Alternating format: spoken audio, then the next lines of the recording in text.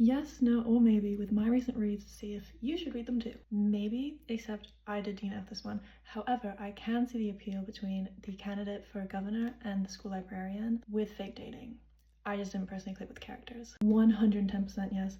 I could go on about how good this book is. However, I'm going to keep this short. So all I'm going to say is we follow the main character who grapples with the consequences of war, grief, power, and guilt, all while being set in a grimdark fantasy military setting during a war. Yes, if you like Alia Hazelwood's other romances, specifically the STEM ones, this one isn't as rom-com-y as some of her other STEM romances. However, our main guy Eli is obsessed with Rue, and therefore it's a good one. Maybe I read this one before I started seeing it pop up around online, and I didn't find it all that amazing. I found it to be a decent summer read, but I felt like it was quite similar to other books I had read in the same genre. Yes, I'm sorry, but you have to read this book. I think Ford might be my favorite Elsie Silver guy, and that's saying a lot. No, I listened to this book on audio, and honestly there were way too many characters for it to make sense at certain points, and was not the most suspenseful thriller I've ever listened to,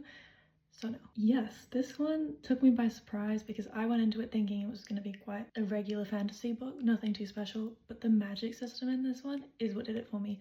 I love blood magic and magic with consequences, and this had both of those. So if that intrigues you, I would highly recommend this one.